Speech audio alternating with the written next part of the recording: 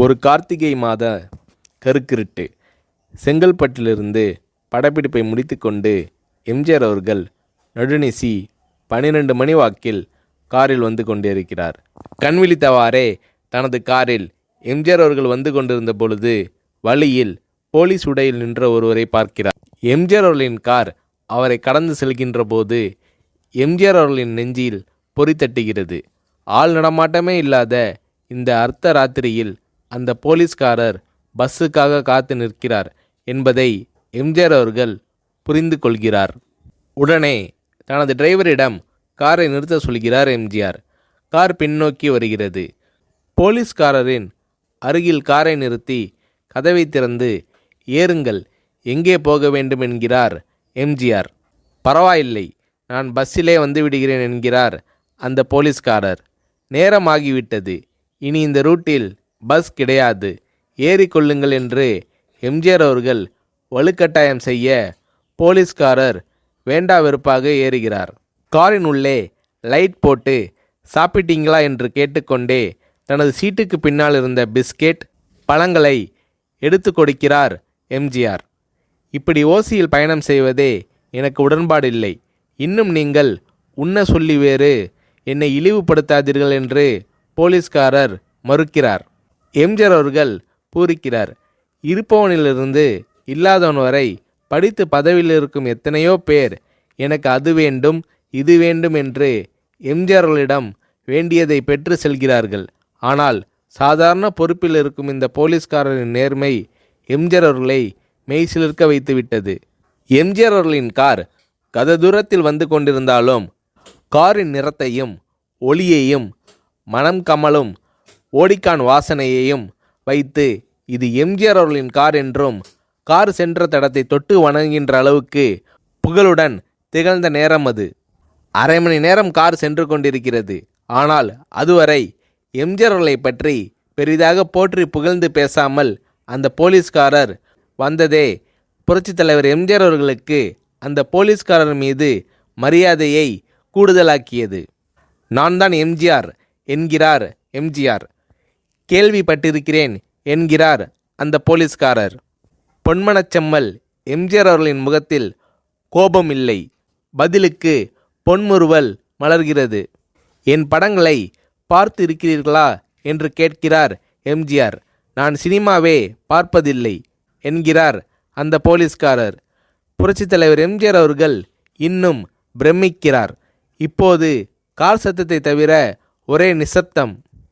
போலீஸ்காரர் தனது வீட்டிற்கு 1/2 கிலோமீட்டர் தூரத்திற்கு முன்பே காரை நிறுத்த சொல்லி இங்கேயே இறங்கிக் கொள்கிறேன் என்கிறார்.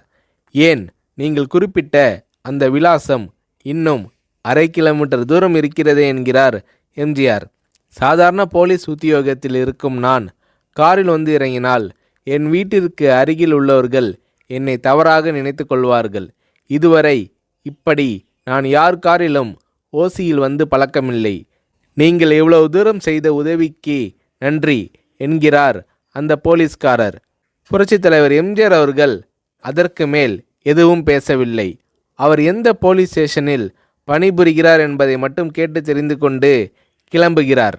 அடுத்த நாள் செங்கல்பட்டு போலீஸ் ஸ்டேஷனுக்கு ஃபோன் செய்து நான் எம்ஜிஆர் பேசுகிறேன் என்கிறார் எம்ஜிஆர். ஃபோனை எடுத்த டிஎஸ்பி உதறலோடும் உற்சாகத்தோடும் தலைவரே வணக்கம் என்கிறார். இரவு சந்தித்த போலீஸ்காரரை பற்றி விசாரிக்கிறார் எம்ஜிஆர். அந்த டிஎஸ்பி சொல்கிறார், நீங்கள் குறிப்பிடும் அவர் இன்று விடுப்பில் இருக்கிறார். அவர் கையூட்டு வாங்காதவர், கடமை தவறாதவர், காவல்துறையின் நேர்மைக்கு இவரே இலக்கணம். வெற்றிலை பாக்கு, பீடி, சிகரெட் போன்ற போதை வஸ்துக்கள், நாடகம், சினிமா போன்ற பொழுதுபோக்கு அம்சங்களையெல்லாம் இவர் அறியாதவர். கல்யாண வயதில் உள்ள 3 பெண்களையும் கரை சேர்க்க முடியாமல் கஷ்டத்தில் இருக்கிறார் என்கின்ற விபரம் டிஎஸ்பியால் எம்ஜிஆர் அவர்களுக்கு சொல்லப்படுகிறது. அவரை நாளை என் தோட்டத்திற்கு வர சொல்லுங்கள் என்கிறார் எம்ஜிஆர். கேட்டுக்கொண்ட டிஎஸ்பி உங்களோடு ஃபோனில் ஆளுக்கு ஒரு வார்த்தை பேச இன்ஸ்பெக்டர், சப் இன்ஸ்பெக்டர் உட்பட எல்லோரும் ஆசைப்படுகிறார்கள். ஃபோனை அவர்களிடம் கொடுக்கலாமா என்கிறார். எம்ஜிஆர் அவர்கள் கொடுங்கள் என்கிறார். பேசுகிறார்.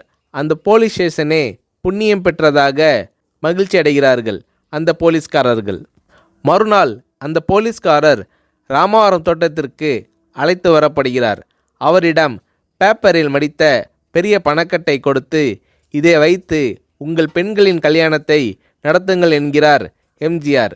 போலீஸ்காரர் மறுக்கிறார். நான் ஏதாவது உங்களிடம் காரியமாற்ற சொல்லி அதற்காக கொடுத்தால் அது தவறு. என்னால் ஆக வேண்டியது உங்களுக்கும், உங்களால் ஆக வேண்டியது எனக்கும் எதுவும் இல்லை.